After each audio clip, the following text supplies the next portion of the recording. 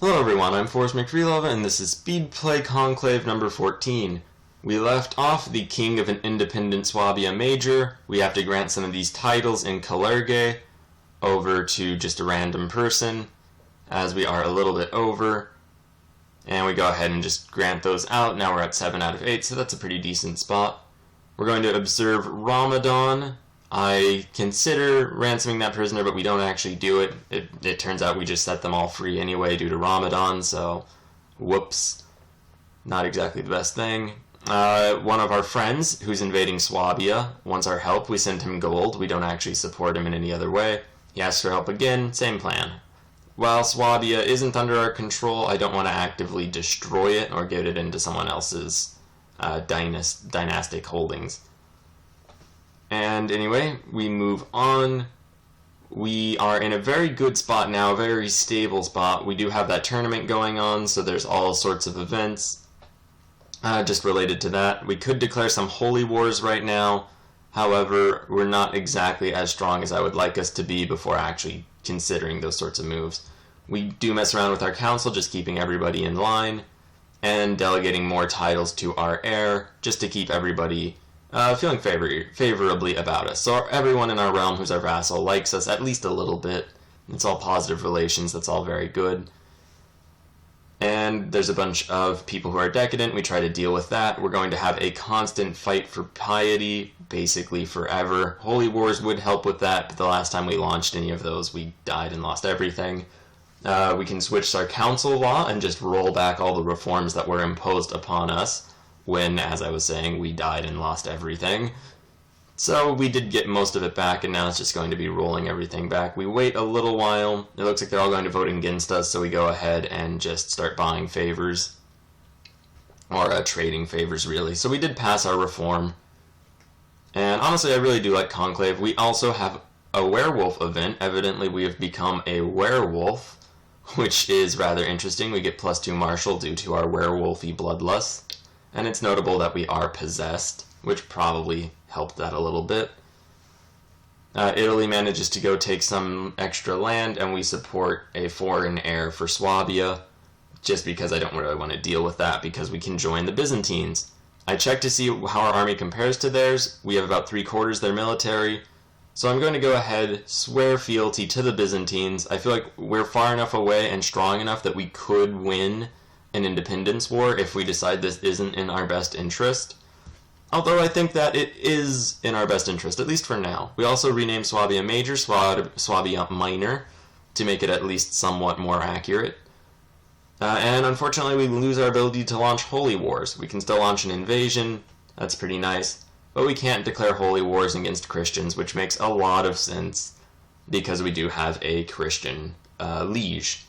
So I see what factions we can do, not really any. We go ahead and just look at nominations and try to find something that we can do, as we're actually kind of limited. I know it was really dumb, but I was hoping that we would be able to declare holy wars on Christians with a Christian liege and just kind of overthrow the whole game with that.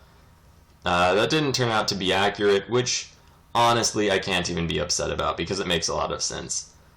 Another werewolf event. Unfortunately, it looks like we killed someone in our dynasty, which is rather unfortunate. And kind of makes me wonder how long we're going to be able to keep up this whole thing before people realize. We also shuffle our council around just to hopefully get them to be more willing to act on our wishes. And we launched a bit of an army over to Sardinia in an attempt to declare war. However, we don't have enough piety to actually declare it. It was just going to be one of those county-for-county wars. Unfortunately, it doesn't seem possible. And that's definitely a bit of an issue. We look at various plots, look at the laws a little bit. The Shia have risen up, which is interesting. And they're ruled by a child caliph, which apparently is always the case. We mark him as interesting, and we might go look at him again a little while later. At any rate, though, yeah, we are just kind of sitting in the Byzantine Empire, unable to declare holy wars, not really able to help or destroy Swabia, the empire in Africa now, and generally just trying to build up our piety so that we can really just not lose everything due to a decadence revolt. But that's not anything about to happen now. Although it does cost 100 piety to actually stop people from being decadent. We still can't declare our war because now, even though we have 50 piety, our council won't support it because they're glory hounds. They'll support a war against Aquitaine, although we can't actually launch any good ones. We could invade them for 1,000 piety, but we've been having so much issues with that isn't really likely. So that's a bit unfortunate. We are finding ourselves heavily constrained. We could press a lot of claims against the Byzantines, and they would support that, but we're not going to do that, as that's a little ridiculous. They want elective succession, that's alright. We pull out of factions. We can overthrow the Basilius, and we have 100% his strength. However, we just got a claim on Rome. So, as is weirdly frequent in history, we also did quickly leave our faction.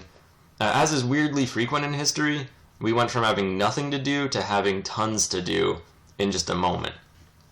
So we go ahead and raise another group of mercenaries just to ensure that we'll be able to defeat the Pope.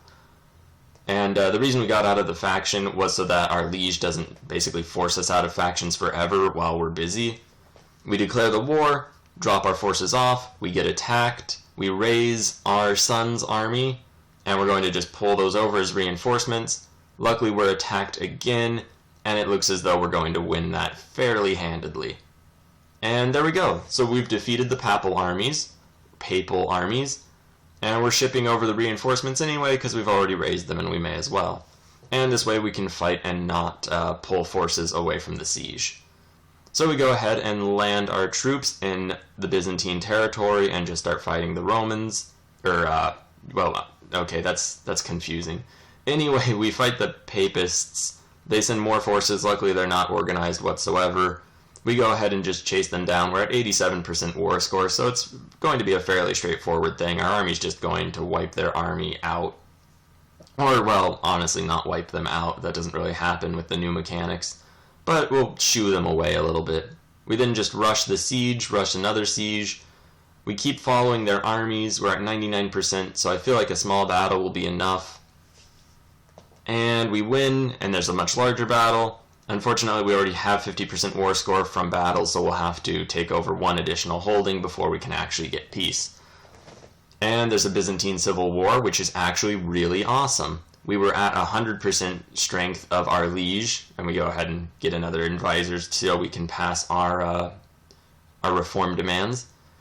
We go ahead, we have Rome now. That's pretty great. The Byzantine Empire is back in Rome, thanks to your friendly Muslims.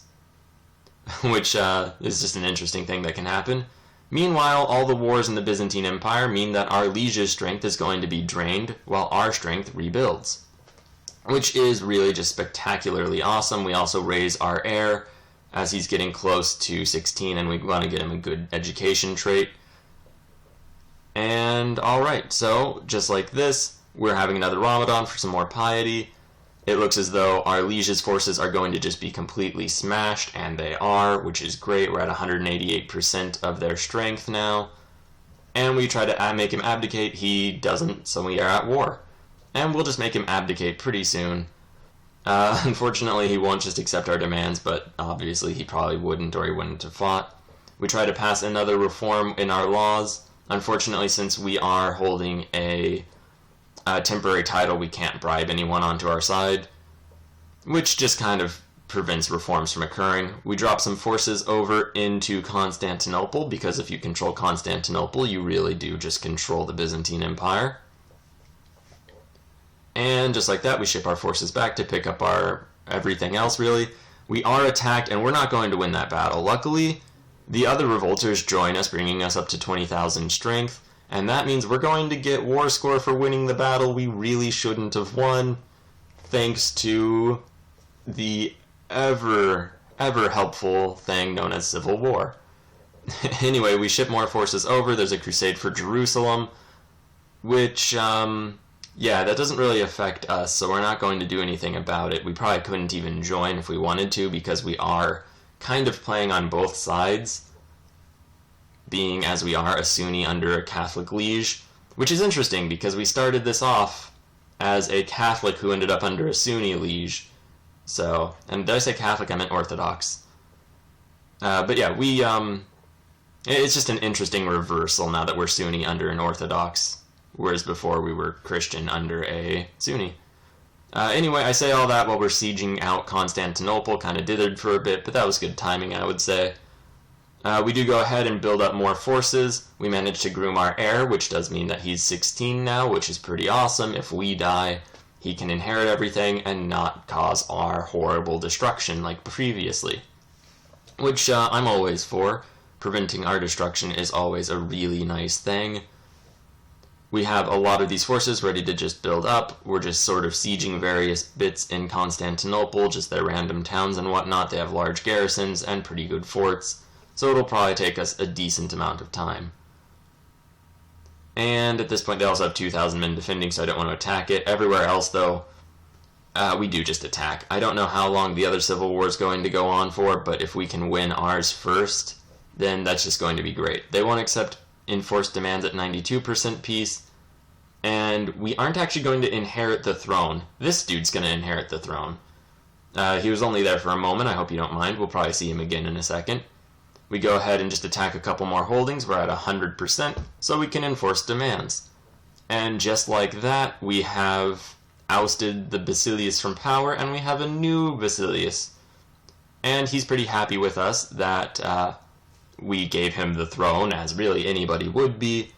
However, we're not in this for him. We're going to make ourselves the Byzantine Empire, or the Byzantine Emperor, I'm sorry. He is holding a tournament though, so we'll snag that quick, easy 50 prestige. And since it doesn't look like anything else is going to happen, we try to usurp him. He declares war, or I guess technically we forced him to declare war. And now we're just going to split our armies up. We just rushed these defenses, which means that we can just rush them again. And there we go. There goes the first, the second. Over and over again, we're just going to retake all of these major bits in the capital city of the Byzantine Empire. And see, we're already at 73%. So we'll just rush after the current Basilius's, I guess, imperial palace on some islands in Naxos. We're getting a bunch of revolts, which is a little bit of a problem. But once we win the war, we'll have the entire force of the Roman Empire behind us, now including Rome, fun enough.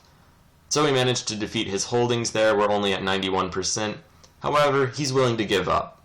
So we're going to go ahead and just accept that, because why not? It's a great deal. He's now in prison. Poor guy, we just kind of used him, showed him the purple, and then took it away. And now we just have a bunch of revolts to deal with. We could also maybe change the council law, and there's going to be a lot of angry Greek Orthodox vassals who we can get rid of all of their lands for completely free because we have religious title revocation. We could also move our capital to Constantinople, but we're not going to do any of that just yet. We'll probably save everything for next time and just kind of get a good feel for where we're at right now. We do usurp the Kingdom of Bulgaria, because why not? And we do have religious title revocation. We go ahead and put our heir as the really predicted winner for Swabia, even though that's kind of a mess. And just reshuffle our cabinet. Anyway, so we've come a very long way. We're now the Byzantine Emperor. Thank you very much for watching. Please like, share, and subscribe. Here's the endgame title. You'll see we're Emperor, I don't know how to pronounce our own name, I'm sorry, the Usurper. Here's our new domain. And we went from one arguably misnamed empire to another arguably misnamed empire, as we are now the Roman Emperor. Thank you very much for watching.